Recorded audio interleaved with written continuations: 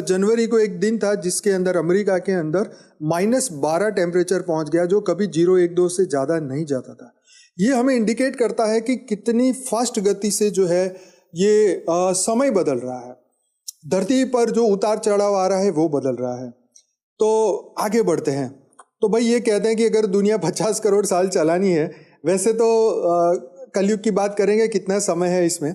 हालांकि global warming और पारिस्थितिक असंतुलन के कारण यह समय कम हो रहा है, कम हो सकता है।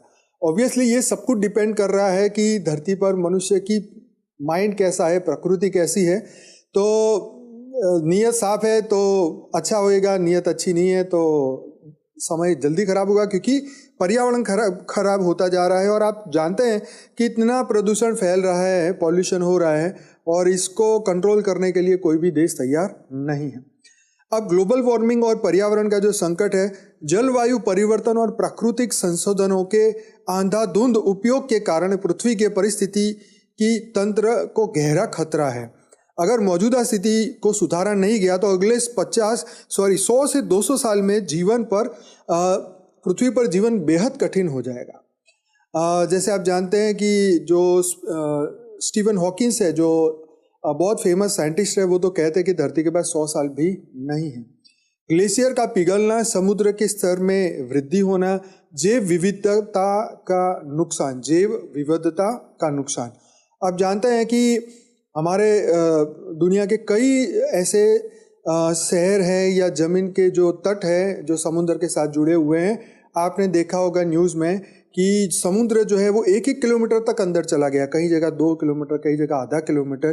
तो ये सोचने वाली बात है कि वैसे तो समुद्र अपनी जो लिमिट है वो क्रॉस नहीं करते, और जब वो क्रॉस करने लग जाए तो समझो कि दाल में ज़रूर कुछ काला हो रहा है। तो पानी बढ़ रहा है, सीधी सी बात है, क्योंकि ग्लेशियर जो है वो पिघल रहे हैं।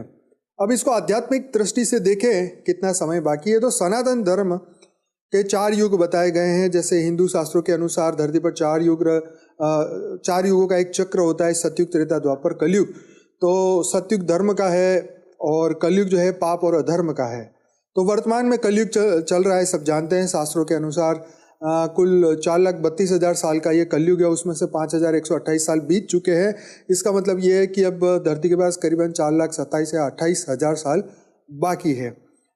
कलयुग के बाद फिर सतयुग आएगा और सृष्टि का पुनर्निर्माण होगा। ये तो समय ही तय करेगा कि क्या होएगा। लेकिन हाँ, ये बात है कि ये पहली बार नहीं हो रहा है। धरती पे जो भी होने वाला है ये कई बार हो चुका है।